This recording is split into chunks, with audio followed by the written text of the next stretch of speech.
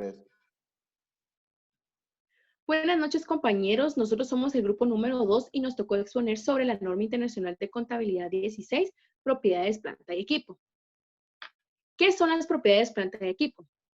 Dicen que son activos tangibles que posee una entidad para su uso en la producción o suministro de bienes y servicios, para arrendarlos a terceros o para propósitos administrativos. Se espera usar durante más de un periodo.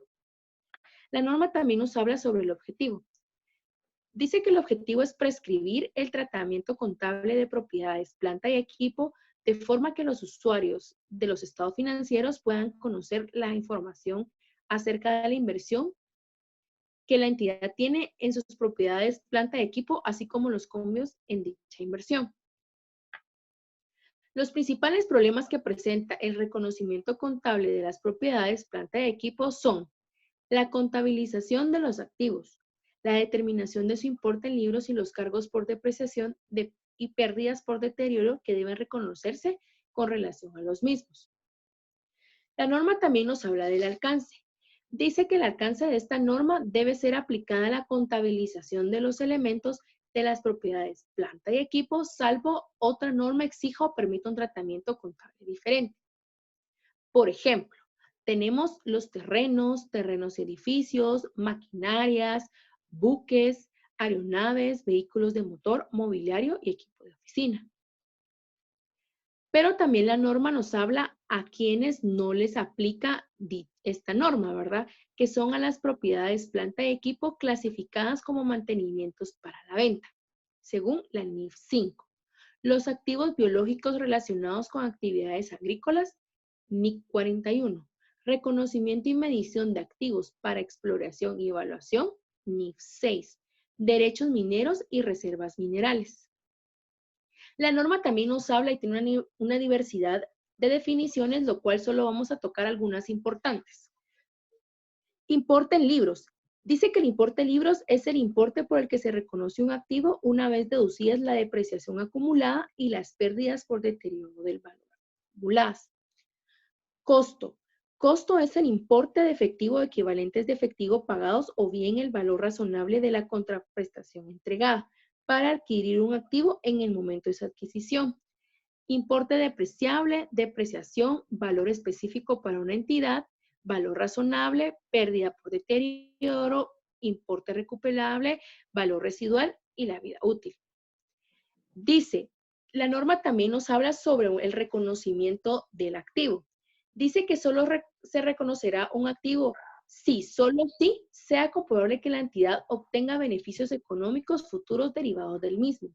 El costo del elemento puede medirse con fiabilidad. También nos habla sobre reconocimientos de costos iniciales. Dice que los elementos que son adquiridos por razones de seguridad o otra índole medioambiental cumplen con las condiciones para ser reconocidas como tal, aunque no incrementen los beneficios económicos. Compañeros, buenas noches. Mi nombre es Josué Cuyún. Vamos a hablar un poco también del reconocimiento de los costos. Eh, Podemos hablar que dentro de los reconocimientos, como lo mencionaba la compañera anterior, están cuando se reciben beneficios económicos futuros y costos medios con fiabilidad. Dentro de los beneficios económicos futuros, hablamos de los costos iniciales y dentro de los costos medios con fiabilidad, los costos posteriores. Entonces vamos a adentrar un poco en este tema y la norma nos dice lo siguiente: la entidad no reconocerá en importe en libros de un elemento de propiedades, planta y equipo los costos derivados en mantenimiento diario de un elemento. Y tales como costos se reconocerán en el resultado cuando se incurra a ellos. Reconocimientos de costos posteriores también nos habla de los elementos que tengan que ser reemplazados varias veces, pero pueden ser adquiridos para hacer una sustitución recurrente menos frecuente. Deben reconocerse siempre y cuando cumplan con los criterios de reconocimiento. Los costos por inspecciones generales se reconocerán en el importe en libros del activo. Medición en el momento del reconocimiento. Un elemento de propiedad, planta y equipo que cumpla las condiciones para ser reconocido como activo se medirá por su costo.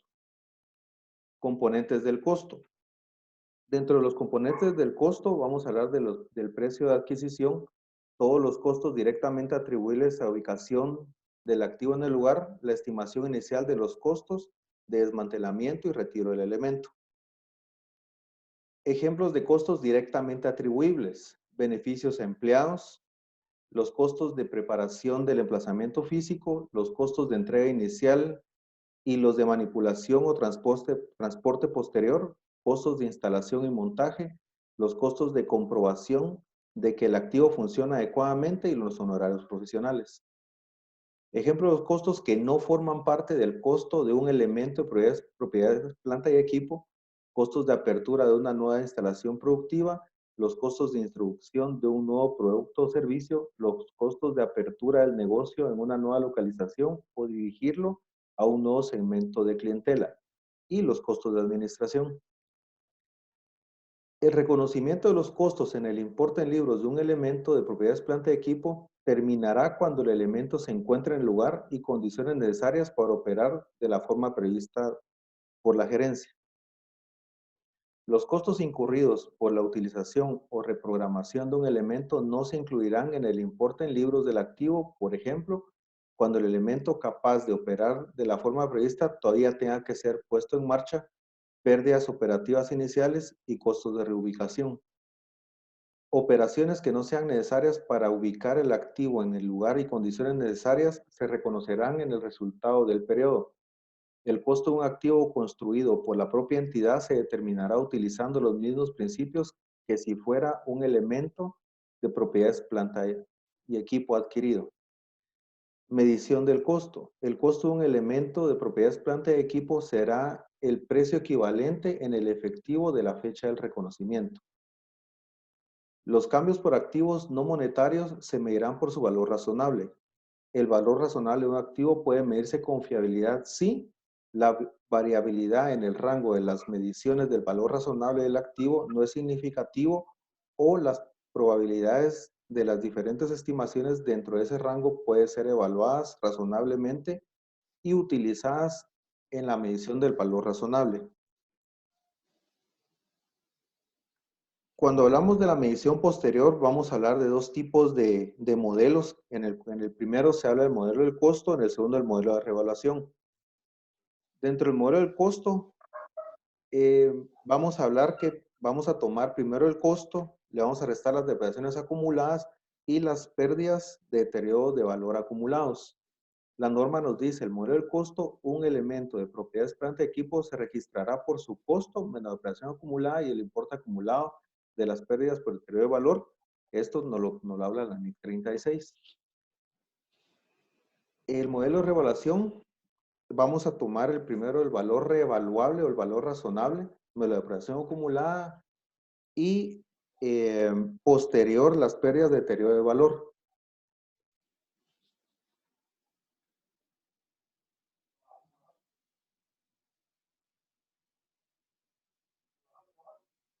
Continúa mi compañera Alexia. Siguiendo con la presentación, compañeros, siguiendo con el tema de la medición posterior al reconocimiento, está también de cuando se revalúe un elemento de propiedad, planta y equipo. La depreciación puede ser tratada de las siguientes dos maneras. Se reexpresará proporcionalmente el cambio en el informe en libro bruto del activo y eliminará contra el importe en libros bruto de activo. La norma indica que si se revalúa un elemento de propiedad, planta y equipo, el importe en libros, ese activo se ajustaría al importe revaluado. Y en la fecha de la revaluación, el activo puede ser tratado de cualquiera de las siguientes dos maneras. También indica que si se revalúa un elemento de propiedades, planta y equipo, se revalúa también todos los elementos que pertenezcan a la misma clase de activos. Indica también que si se incrementa el importe en libros de un activo como consecuencia de una revaluación, este aumento se reconocerá directamente en otro resultado integral y se acumulará en el patrimonio bajo el encabezado de superávit de revaluación. Cuando se reduzca el importe en libros de un activo como consecuencia de una revaluación, tal disminución se reconocerá en el resultado del periodo. Sin embargo, la disminución se reconocerá en otro resultado integral en la medida en que existiera saldo acreedor en el superávit de revaluación en relación con ese activo. La norma también nos indica, como anteriormente mi compañera les indicó, que una clase de elementos pertenecientes a propiedad de planta y equipo es un conjunto de activos similares de naturaleza y uso en las operaciones de una entidad. Como bien les indicó mi compañera anteriormente, terrenos y edificios, buques, vehículos de motor. También tenemos lo de la apreciación, que dice que se depreciará de forma separada cada parte de un elemento de propiedad, planta y equipo que tenga un costo significativo con relación al costo total del elemento. Indica también que una entidad distribuirá el importe inicial reconocido con respecto a una partida de propiedades, planta y equipo entre sus partes significativas y depreciará de forma separada cada una de sus partes. Una parte significativa de un elemento de propiedades, planta y equipo puede tener una vida útil y un método de depreciación que coincidan con la vida y el método utilizados para otra parte significativa del mismo elemento. Indica también que el cargo por depreciación de cada periodo se reconocerá en el resultado del periodo, salvo que se haya incluido en el importe en libros de otro activo. También tenemos los importes depreciable y periodo de depreciación, que esto indica el importe depreciable de un activo se distribuirá de forma sistemática a lo largo de su vida útil. El valor residual y la vida útil de un activo se revisarán como mínimo al terminar de cada periodo anual, y si las expectativas difieren de las estimaciones previas, los cambios se contabilizarán como un cambio de una estimación contable. También indica que la depreciación de un activo comenzará cuando éste esté disponible para su uso. Esto es, cuando se encuentren en la ubicación y en las condiciones necesarias para operar de la forma prevista para la gerencia. Gracias. Bueno, continuando con la exposición, la norma nos indica diferentes factores para determinar la vida útil de la propiedad, planta y equipo. La norma dice que los beneficios económicos futuros incorporados a un activo se consumen por parte de la entidad, principalmente a través de su utilización. No obstante, otros factores tales como la obsolencia técnica o comercialización y deterioro natural producido por la falta de utilización.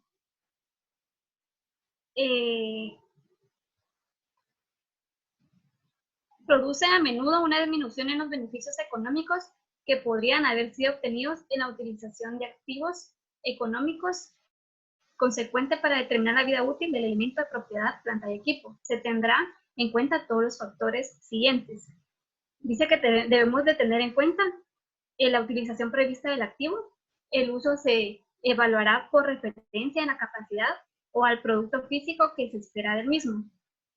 El desgaste físico esperado, que dependerá de factores operativos tales como el número de turnos de trabajos en los que se utilizará el activo, el programa de reparaciones y mantenimiento y el grado de cuidado que tengan cuando este activo no esté siendo utilizado.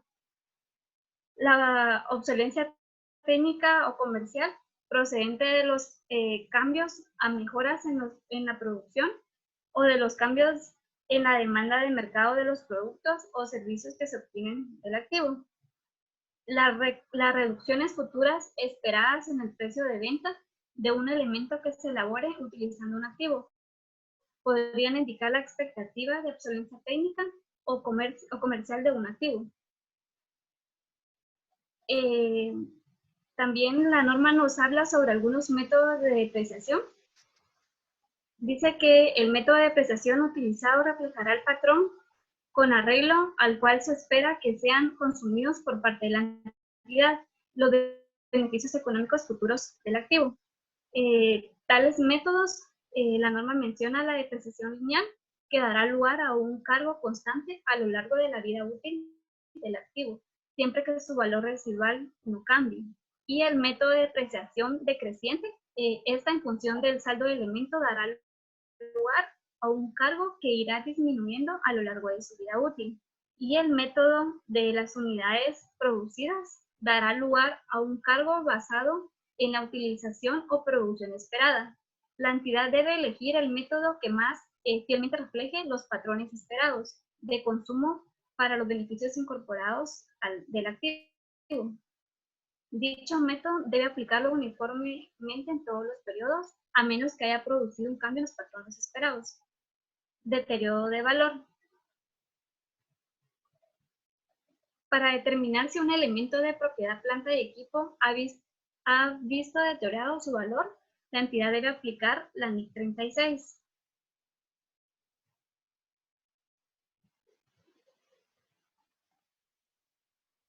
La norma también nos habla sobre las compensaciones procedentes de terceros por elementos de propiedad, planta y equipo que hayan experimentado un deterioro del valor, que se hayan perdido o se hayan abandonado.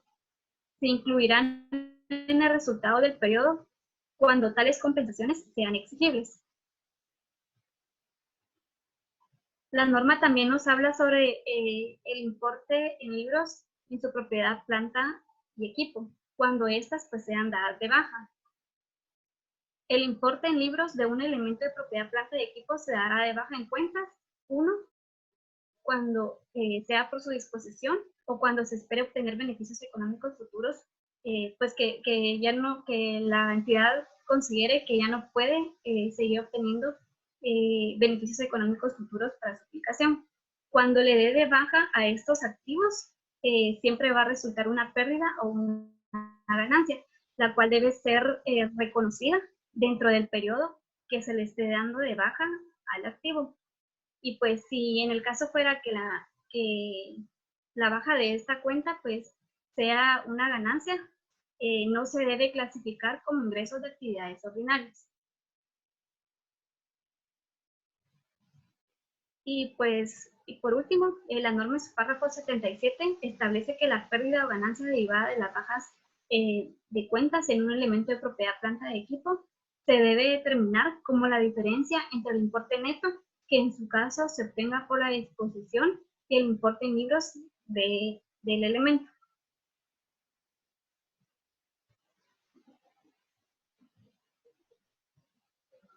Información a revelar. Como toda norma, pues nos presenta qué información debemos revelar. Base de medición utilizadas, qué método de depreciación estamos utilizando y la vida útil o tasas de depreciación utilizadas, el importe en libros y bruto de depreciación acumulada.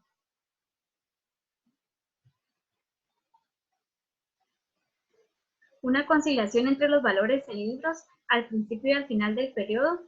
Cuando se revalúe deberán relevar 1. La fecha de revaluación, si se han utilizado servicios de tasadores independientes, el costo que se hubiera contabilizado sin revaluar y el superávit de la revaluación.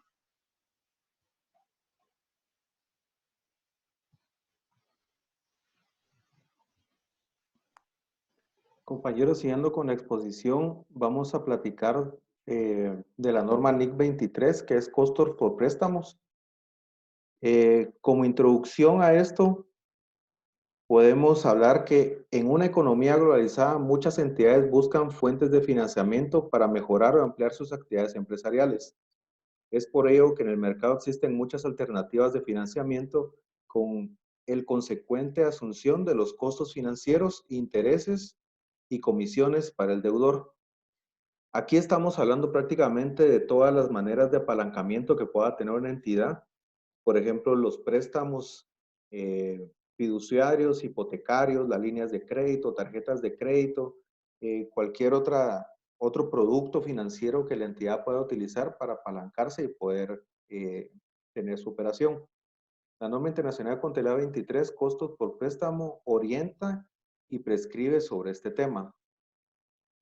En el alcance podemos hablar que los costos por financiamiento comprenden los intereses y otros costos en los que la entidad incurre que están relacionados con los fondos que ha tomado prestados. Asimismo, los costos por financiamiento pueden incurrir las diferencias de cambio procedentes de préstamos en moneda extranjera en medida que se consideren como ajuste los costos por intereses. Este es un punto que nos habla prácticamente cuando nosotros adquirimos un préstamo en el extranjero, pero la moneda que trabajamos es en quetzales, por ejemplo, y nosotros necesitamos convertir quetzales a dólares para poder cubrir las cuotas del préstamo. Ese diferencial cambiario es parte del costo de los intereses de ese préstamo que nosotros adquirimos.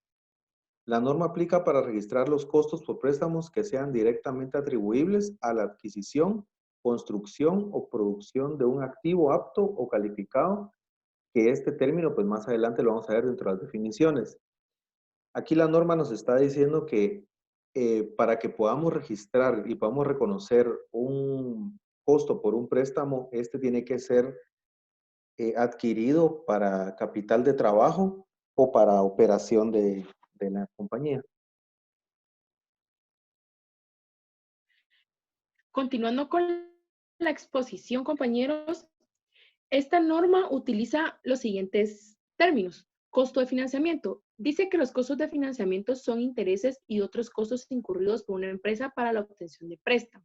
Por ejemplo, intereses de sobregiro, préstamos en bono, descuentos en obtención de préstamos, primas en bonos colocados, gastos financieros por leasing, diferencias en cambio por ajuste a los intereses, comisiones y otros costos incurridos en obtención de préstamo. También nos habla sobre un activo apto o calificado.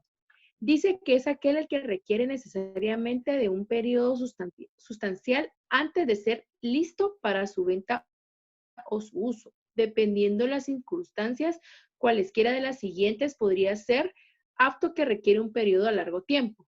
Por ejemplo, en estos tenemos que los activos aptos podrían ser el realizable, que en este caso podrían ser vinos o licores o queso, el inmovilizado, que son inmuebles, plantas industriales, intangibles, marcas, patentes, programas de computación. Dice, no constituyen activo apto o calificado los inventarios o inversiones rutinarias fabricados, producidas en grandes cantidades y en forma repetitiva en periodos cortos, o activos que están listos para su uso o su venta al momento de ser adquiridos. Periodo sustancial. La norma no especifica un periodo sustancial, sin embargo, es un periodo superior a 6 meses, antes de estar listo para el uso al que está destinado o para la venta. En la práctica de los tiempos son 1 a 3 años. Continuando con la presentación, tenemos el reconocimiento, que habla que una entidad capitalizará los costos por préstamos que sean directamente atribuibles a la adquisición, construcción o producción de activos aptos como parte del costo de dichos activos, siempre que sea probable que den lugar a beneficios económicos futuros para la entidad y puedan ser medidos con fiabilidad. La norma también nos indica que los costos por préstamo que sean directamente atribuibles a la adquisición, construcción o producción de un activo se incluyen en el costo de los dichos activos. Estos costos por préstamo se capitalizan. Adicional, hay una nota donde indica que si el préstamo no es destinado a la adquisición, construcción o producción de activos aptos, sencillamente se registra como gastos financieros. Costo por préstamo susceptible de capitalización. En la medida en que los fondos se hayan tomado prestados específicamente con el propósito de obtener un activo apto, la entidad determinará el importe de los mismos susceptibles de capitalización, como los costos por préstamos reales en los que haya incurrido por tales préstamos durante el periodo, menos los rendimientos conseguidos por la inversión temporal de tales fondos. Puede ser que la empresa haya colocado parte de los fondos obtenidos como préstamos para financiar un activo apto. La capitalización será el costo de haber tomado ese préstamo menos el rendimiento obtenido por la colaboración por la colocación temporal del dinero. Está el exceso del importe en libros del activo apto sobre el importe recuperable, que esto indica que es cuando el importe en libros o el costo final del activo apto exceda a su importe recuperable o a su valor neto realizable. El importe en libros se reducirá o se dará de baja de acuerdo con las exigencias de otras normas, como por ejemplo la NIC 2, la NIC 36, según aplique para el tipo de activo.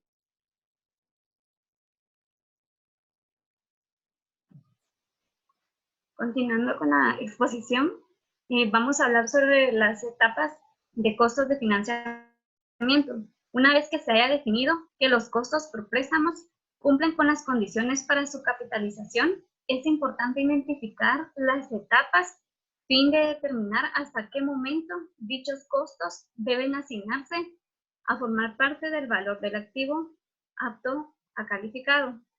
A continuación vamos a presentar una gráfica donde encontramos las etapas de costos de los préstamos. Primero está el inicio de la capitalización. Una entidad comenzará la capitalización de los costos por préstamos como parte de los costos de un activo apto en la fecha de inicio. La fecha de inicio para la capitalización es aquella en que la entidad cumple por primera vez todas y cada una de las siguientes condiciones. En el inciso A encontramos que incurre en desembolsos en relación con el activo.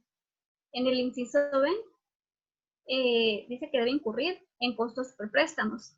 Y en el inciso C lleva a cabo las actividades necesarias para preparar el activo para el uso del cual está destinado o ya sea para su venta. Y luego tenemos la suspensión de la capitalización. Una entidad puede incurrir en costos por préstamos durante un periodo extenso en el que está interrumpida las actividades necesarias para preparar un activo para su uso deseado o para su venta. Estos costos son de tendencia de activos parcialmente determinados y no cumplen las condiciones para su capitalización. Sin embargo, una entidad no interrumpirá normalmente la capitalización de los costos por préstamos durante el periodo si están llevando a cabo actuaciones técnicas o administrativas importantes. Y pues por último tenemos la finalización de capitalización, que nos dice que normalmente un activo está preparado para el uso al que está destinado o para su venta, cuando se haya completado la construcción física del mismo, incluso aun cuando todavía deba llevarse a cabo trabajos y lo único que falta es llevar a cabo modificaciones menores, tales como la decoración del edificio siguiendo las especificaciones del comprador o del usuario. Una entidad debe cesar la capitalización de los costos por préstamos cuando haya completado todas o prácticamente todas las actividades necesarias. Y pues por último tenemos la información a revelar. Una entidad revelará, 1, el importe de los costos por préstamos capitalizados durante el periodo y las tasas de capitalización utilizadas para determinar el importe de los costos por préstamos susceptibles a la capitalización.